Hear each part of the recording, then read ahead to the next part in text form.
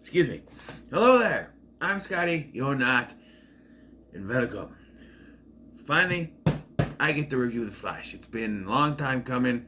I mean, Ezra Miller was announced as The Flash 9 years ago. Like, shortly after this version of The Flash premiered. Yes. Ironically, or maybe on time, the final season of The Flash was released on DVD the same time that this Flash was released on DVD. And there's more stuff going on because Ezra Miller was announced as the new Flash 9 years ago, back around the time that this show premiered.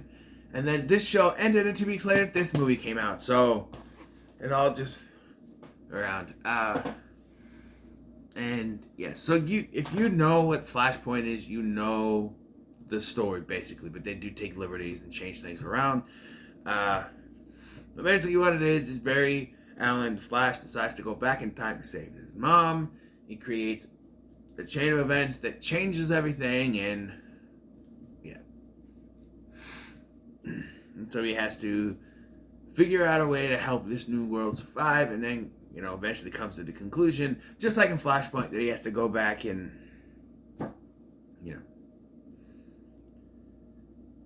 I want to say that this version of Flashpoint was handled better than this version of Flashpoint. They decided to only do one episode with it and then have the repercussions throughout season 3 of The Flash. It is very weird. It is very weird when you were used to one version of The Flash, and now you're seeing a new version of The Flash, right? Everything is different. Like, you have Ezra Miller as The Flash. Now so this movie bombed. And I don't get that. Now, yes, the definition of a bomb is that it didn't make enough money to recuperate its budget. But to me, if it's a good movie, they're like, oh, it failed. But if it's a good movie, it didn't fail. It didn't sell, it didn't garner enough sales, but to me, if the movie is good, whether it made back your precious fucking money, it didn't fail. It's still a good movie regardless of how much money it made. Okay? I'm sick of people in Hollywood, oh, it didn't make back the money. It didn't make much money, so it sucked. It's terrible. We can't move on with this. No, it's terrible. How about you go with the quality of the film over... And yes, you're probably yelling at me, like, Scotty, quality? Yeah, okay, CGI, quality not so good. But still, I think it's a pretty good film. Overall. So, I've seen the Flashpoint Paradox animated film. I know about the comics version. I do think it's a shame that never once considered Jeffrey Dean Morgan to play Thomas Wayne version of Batman, like in the Flashpoint. He wanted to do it. He really wanted to do it. But I can't complain because we got Michael Keaton back, and I thought for like an inch he would be playing a Thomas Wayne version. But no, he's Bruce Wayne. He's the 89 Batman. They had to move Nicolas Cage. Although, actually, I could have kept Nicolas Cage up. Weird enough. But, yes, so the story is that they don't have sufficient evidence for Barry's father to be freed from prison. So, he's not able to rescue his father. The trailers, the way they edited the trailers, and he said that he lost his father, he lost his mother, I thought his father was going to die too. But, no. It's just the way the trailer is edited. Yeah. And so, right away, we see this version of the CCPD, Central City Police Department, and we meet this version of David Singh. Well, they really Perry Whited this guy, didn't they? Like, our David Singh in the Flash TV show, he's tall, he's gonna buff, he's basically played by Patrick Sabungui, who is in Black Adam, but here you have pudgy, doughy version of Captain Singh. It's Captain Singh here. And then the two people is they chose that the two side characters for him would be Patty Spivot, who's supposed to be a cop, but I don't think she is a cop here. She's not just like a cop. I don't know. And Albert Desmond, who is basically Julian from the TV show. I don't know. But, yeah. And of course, Iris is there. And they start their relationship, but he goes back in time. And, much like the TV show, he does get the idea to go back in time while he's sitting next to Iris. So, yeah. He goes back in time, and okay, so they never explicitly tell you how his mother dies. All it is that Barry Stadley's... Okay, this version happens in broad daylight. Unlike in the TV show where it's at night. I'm going to be comparing this to the TV show, so just beware, okay? Where it's at night, and... Man. But here... It's the middle of the day. Barry's dad, Henry, who is now played by Ron Livingston, I should say, instead of Billy Crudup, because Crudup had to shoot something else. But he's fine for what this entails. Oh, hold on. Put this back. And I have a flash speaker. What did I do with it? It's right here. Hold on.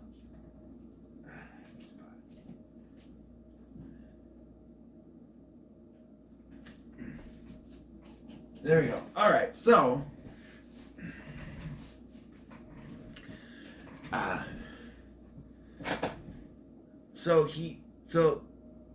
what it boils down to is that she's making spaghetti, I think, something with tomatoes, and she needs another can of tomatoes, and so Henry went out to get the other can of tomatoes and left her and Barry at home.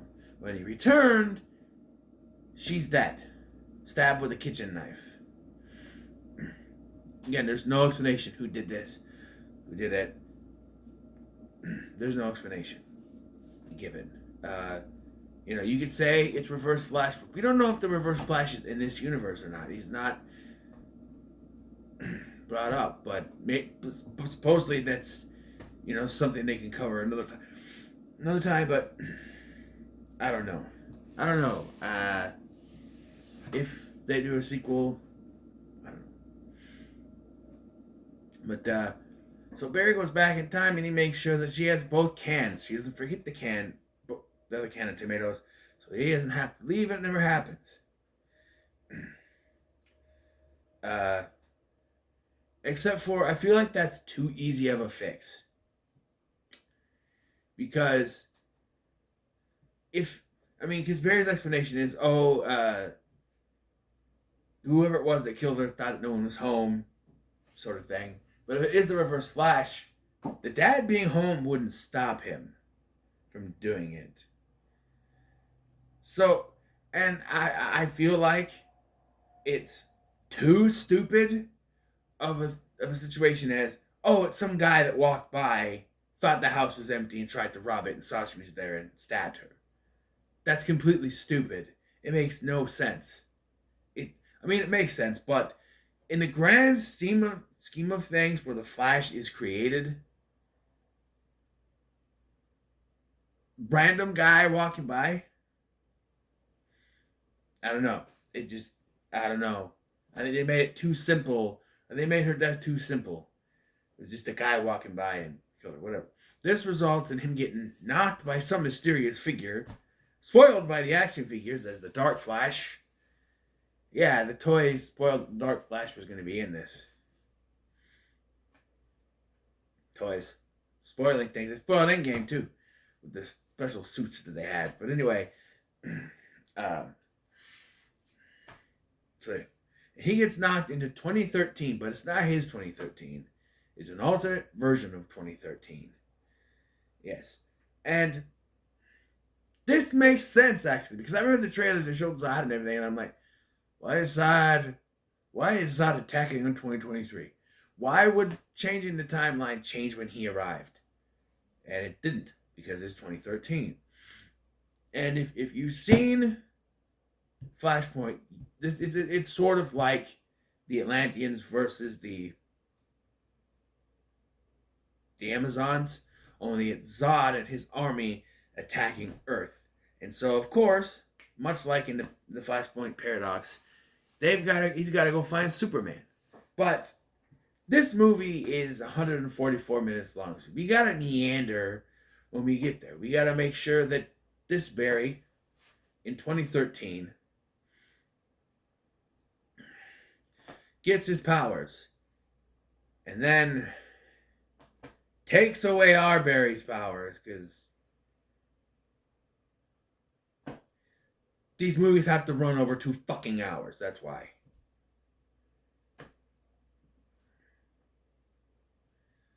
When this happened, I rolled my eyes so hard that I almost fell out of my head. He gets hit by the lightning, right? So Barry takes other Barry back to CCPD, to his crime lab, where he's going to get hit by the thing, which he says, I was interning there, to get around the fact that he didn't have a job at CCPD until 2017. But I was interning there, just so they can have that, he got his powers. They can retcon when he got his powers, and have it so, they reveal that he was there in Metropolis when Zod attacked, and he saved one kid because he did not use his powers yet. It's retconning because the Flash wasn't there in Zack Snyder's original timeline, but that's fine. Yes, I'm a Snyder fan. Suck it, all right? But I don't know. Is that what did that to me last night? I had heard a noise and it woke me the fuck up. I was like, "What the hell is that? Was it my my freezer doing that?" Anyway,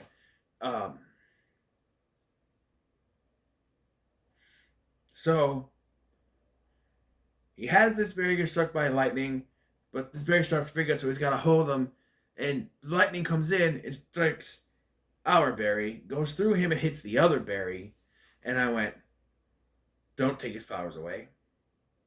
Don't take his powers away." They took his powers away. Now, other Barry has powers, and our Barry doesn't, because we need to meander in this movie so it can be 2.5 hours long.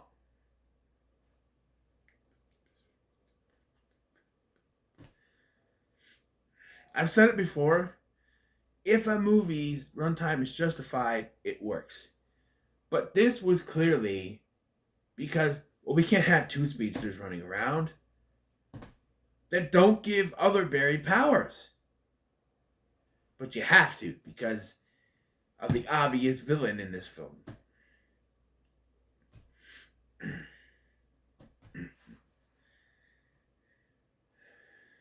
But, yeah, so they go to other Barry's apartment where his roommate is Patty Spivot and she's dating Albert, and there's some other guy on the couch that I don't know. And he's trying to find the members of the Justice League. In this universe, Arthur Curry was never born because his dad's made of some fat lady. And it is funny, they get Tamara Morrison to come back, and he's like, "Is this Thomas Curry?" "Yes." "Your wife is the Queen of Atlantis?" And he turns around and you see this fat lady on a couch, and he's like, "No." Like, is she a fish lady? And he hangs up on her. They find out that Wonder Woman doesn't exist. There's like some dating site or something, or some dancer is what it is. Wonder Woman, it's not Diana. Victor is, Cyborg, he's still human.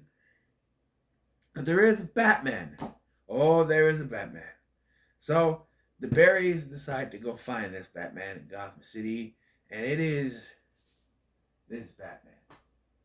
They put him in a wig and a fake beard. Why? This Batman's supposed to be like a hermit, I guess, but when he showed up, I'm like, is that Alfred? No, it's him. Why? It serves no purpose to have him, other than to have this kitchen fight scene to run out the runtime to 2.5 hours. Because we need to have our superhero movies last that long. Movies like Endgame can be justified for a 3-hour runtime. There's a lot happening in that movie. When you have scenes that meander and stretch out the runtime for no reason other than to stretch out the runtime, it's just stretching out the runtime for no reason other than to do that. So, yeah, this whole kitchen fight scene is unnecessary, but it happens. And then, yes, it is Bruce Wayne. He's making spaghetti. And he explains, he apparently knows about the multiverse, even though, as far as I know from those movies, there's no multiverse stuff. But anyway, and he explains with spaghetti how the multiverse works. And this... Oh, by the way, in this timeline, Eric Stoltz was Marty McFly. Apparently, Eric Stoltz was in Back to the Future, Michael J. Fox was in Footloose, and Kevin Bacon was in Top Gun. Can't imagine a world that exists. Yeah. It would have been enough just to say Eric Stoltz was in Back to the Future, but then to add all that stuff, I just went, what? I need to see those versions of the movies. I need to see those versions of those movies, okay? What did Tom Cruise star in then? You gotta go back. Was Tom Cruise in The Fly 2 or Mask? Because you gotta go back to Eric Stoltz, right? So it's like that thing. So if Eric Stoltz starred in Back to the Future, Michael J. Fox starred in Footloose, and Kevin Bacon starred in Top Gun, it only makes sense that Tom Cruise would star in Eric Stoltz movies. So Mask or The Fly 2. Take your pick. There's only two that I know of Eric Stoltz. Butterfly Effect.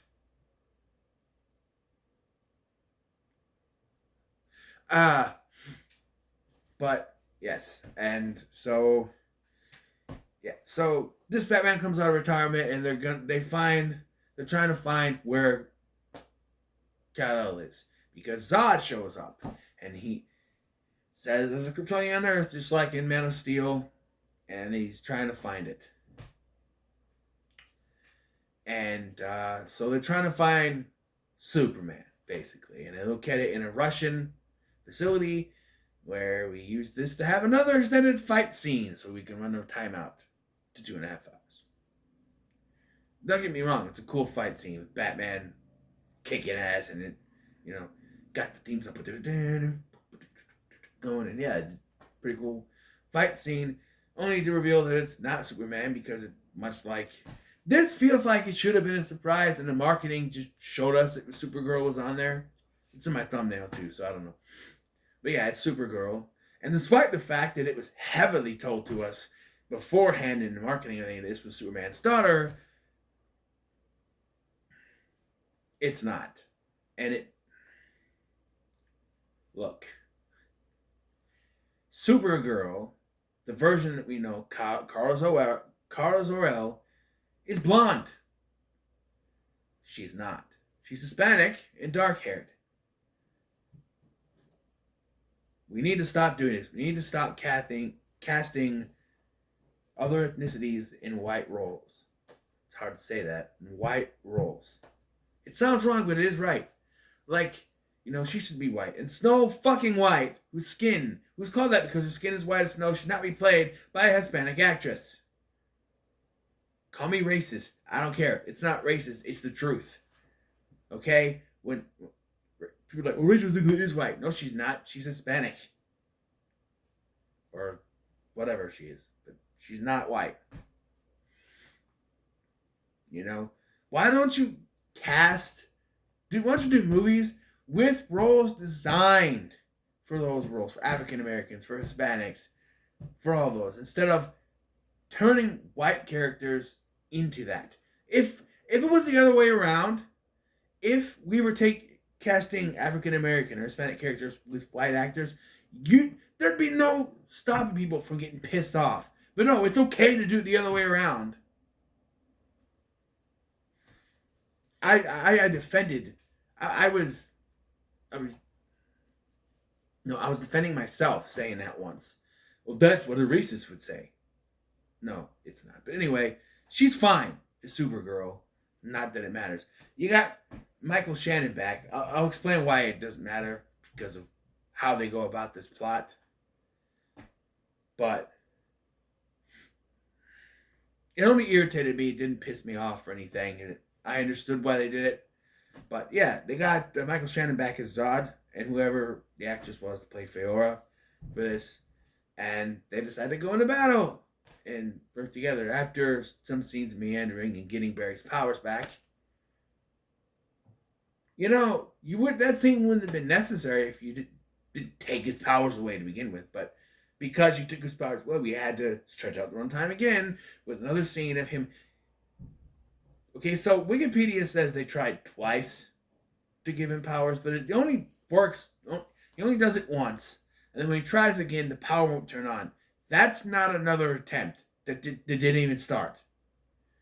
But that Supergirl comes up, puts him into the storm, lightning hits him, he becomes the Flash again. Other Barry creates a suit out of a bat suit, which looks weird, but yeah.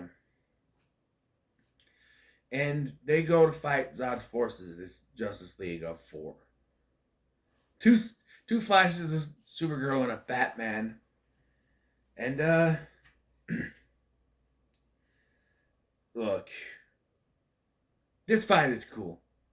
Now, I haven't brought the CGI yet, but the CGI in this is not good. There's a whole sequence I didn't talk about at the beginning of this movie because I totally forgot it, totally spaced it off. The opening scene of this film is, again, only to run out the runtime because you didn't need this rescue scene. And even if you were doing this, if this was the TV show, he would have zoomed in there and saved everyone without having to slow everything down and show everything happening. And that's why, even though the CGI on the TV show wasn't that good, they could get away with it because, one, they were a TV show, and two, their scenes were not extended like this. My God, the CGI on the babies and the dogs in this, come on. No, because Carmine Falcone's son has some poison gas stuff, and he and Flash and Batman are saving the day. Wonder Woman shows up for a little cameo. Is this me, or every time I show her suit getting brighter and brighter? I don't know, but yeah, that only serves around the runtime again. Because I'm sitting watching this going, what is the importance of this scene? Yeah, he's saving the day, but this has nothing to do with the overall plot. It's just the scene of him saving people. And I looked at the runtime, 144 minutes. Oh, that's why. Because superhero movies have to be over 2.5 hours. No! For some reason. I'm going to keep complaining about that until they start making hour and a half superhero movies that work. The original Batman movie was an hour and a half. Maybe 2 hours. But it wasn't this long. Nothing wrong. I mean, it's a good movie. I'm just saying. Anyway, so Bruce and Kara die, and so they decide to go back in time and save them, but they die again. And other Barry decides to keep going back, but they keep dying. And this is starting to cause, not a paradox, like a causal loop. And this is when Dark Flash shows up. And it's revealed to anyone who doesn't use their brain that this is Other Barry, future version of Other Barry. So something that our Flash created. And I figured it out by putting 2 and 2 together. You know, once the toy spoiled there was a Black Flash, I'm just like, okay, it's the Other Barry then. It's the other one that's with him. It's going to end up being that one. And it was. I heard people on Facebook trying to say, oh, there's no one credited for playing Dark Flash. Who is it? And I'm like, it's Ezra Miller. Obviously. And this is where we get the cameos. The cameos galore. Yeah. So, we get the cameos galore. We get Jay Garrick. I don't remember who plays it. It's not Teddy Sears or anyone that we know. It's just some guy. Like a production designer or something. And you get like 60s Batman, Eartha Kitt, Catwoman, Uh, Apparently, Jack Nicholson's Joker's in there, but it's just a quick still, I guess. You get Christopher Reeve's Superman and Helen Slater's Supergirl. So I'm glad I watched that movie. And then, oh then, oh then,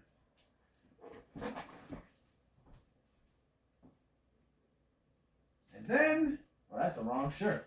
Hold on, I'll get it. I think I had that many white shirts. Hold on. Where the hell are you? There you are. And then he shows up. Now it's CGI, but I get why they did it. That's right. Nicolas Cage's Superman shows up. And not just that. It's not just... They could have just showed Nicolas Cage's Superman. Oh, but what is he fighting? What is he fighting? A giant fucking spider. There you go, John Peters. You got your wish, right? There it is. If you don't know, Nicolas Cage was set to star in Superman Lives, right? But it didn't work out. But producer John Peters was vying heavily for Superman to fight a giant spider in that movie. Well, here you go. We got Superman Returns instead, which I also think is a pretty good movie. Sorry, I do. But yeah. Wow. Right? That, I was... My eyes were... like Nicolas Cage's Superman. No... Grant Gustin, though, and I guess it makes sense, because I think people were thinking because Ezra Miller showed up in Crisis, then that means it would be at the same time that this happened, right? And so you would see that same scene. However, there are two things that came to mind as to why that wouldn't work. One, different suit. Our Flash has a different suit. Ezra Miller Flash has a different suit now. And two, because there's three things. It's not the right time, but it doesn't matter. And two, he's already the Flash. You see the trailers, and they say, "Hey, Flash!" He's already the Flash. And in that scene from Crisis on Infinite Earths, that's where he gets the idea to be called the Flash. This Barry, Ezra Miller's Barry. So, yeah. Having that scene here wouldn't make much sense. But I'm fine with him not being in there. It would have been cool to see him. But that's fine. But yeah. Any other... I don't think there's any other cameos I'm missing. There's a whole bunch of stuff I guess you can look and see for yourself. But yeah. And so Barry decides he's got to go back. But Dark Flash doesn't want him to, but other Barry jumps in the way and gets killed, which kills Dark Flash. That's how time travel works, Endgame. Yes, I'm referring to the fact that Nebula killed herself and didn't die. She should have died. She killed her past self. I'm sorry. It still bugs me. They created the rules of time travel in that movie just so there could be no consequences to any of the actions in the movie, and it's frustrating as hell. I'm sorry. I'm sorry. There has to be consequences to time travel. There has to be. Otherwise, it's not time travel. They made those rules in that movie specifically so that they could not have any consequences to it. They could do whatever they want with the time travel and have no consequences. Bring everyone back, but everything stays the same.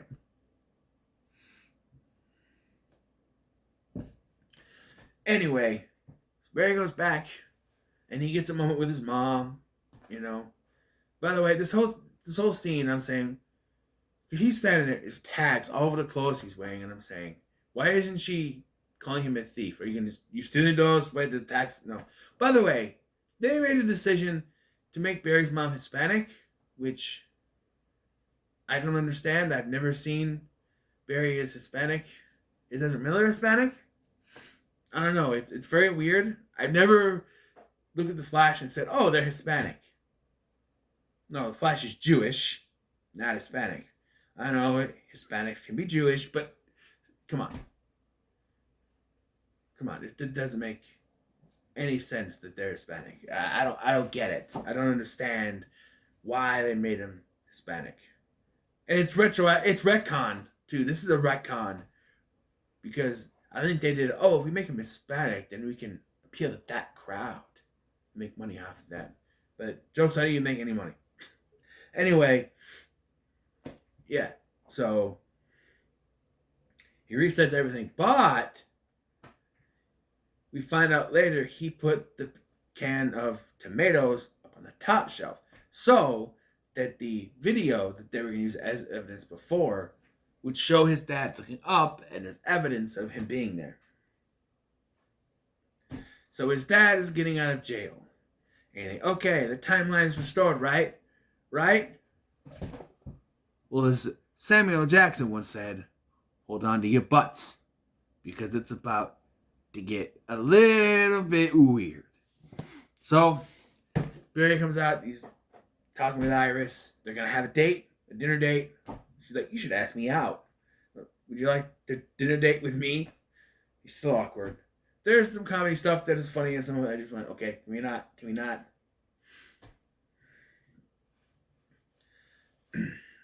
I was glad though, because you see those lines, you want to get nuts? Let's get nuts. Don't have other Barry crack a joke. They didn't. Anyway, so Barry gets a call from Bruce Wayne, and the voice sounds a little bit different from Ben Affleck's, but he's not sure who. He's like, I'm pulling up right now. Okay. And out walks George Clooney. Of course, Barry doesn't recognize me. Who are you? Are you Batman? What are you talking about? You're not Batman. What are you talking about? Yeah, I don't know. So what I want to know, okay, is how are they going to continue from this point? This was there just to have a big holy shit moment. But if they ever do a sequel to this, how are they going to do that? How are they going to get... They're not going to have George Clooney be Batman. Come on. It would have made sense, even though they said they weren't going to connect the universes, if it was Robert Pattinson walking out of there. If they said, hey, we're not going to do that, they're going to be separate, and then, boom, gotcha! There's Robert Pattinson. It would have made a lot more sense if they did that. It would have made more sense. But George Clooney, that's just to have a holy shit moment at the end of the film. Because that's where the movie ends, and we get credits, which goes back to the dollar thing at the beginning, and I don't know why. There's a post-credit scene. Aquaman is drunk, walking out of a bar with the Flash, who can't get drunk, and he's having to stay at his place. But he falls in a puddle. And there's a funny joke where he's like, come on. My house is, I live like right there. And Aquaman passes over and he goes, I live right here. And I'm like, okay, it's funny because water. And he's like, because he was explaining the multiverse thing. So there was in the other timeline. Yeah. It's almost the same. Yeah. Okay. He falls down in the puddle. Which is, by other timeline, I mean the timeline from the beginning of the movie where Ben Affleck was still Batman. Unless, I don't think they're going to do it. Unless George Clooney plays Batman in Brave and the Bold. They come out and they make an announcement that he's coming back to play Batman in that. Because if they're doing Bruce Wayne and Damian Wayne, they need an older Bruce, right? I didn't think about that. I don't know. But it's just weird. I'm going to say, though, that The Flash is pretty good. I enjoyed it, but it's very, very obvious to notice the scenes that were just there to stretch out the runtime. It's getting more obvious to notice now when you make your movies almost 2.5 hours. And you can tell which scenes are there just to stretch it out. The whole thing in the beginning, fight things with the Russians, just Barry not having his powers, just so he can stretch out the runtime. You know? Like on the TV show, they do a thing where Barry loses his powers just so he can stretch out a story arc for a couple more episodes and have that episode order. Did that in season 2. They did it a couple more times. But yeah. So what are your thoughts on The Flash? When it comes to like, share, and subscribe. Thank you for watching. I'm Scotty, and I'll see you in the next one.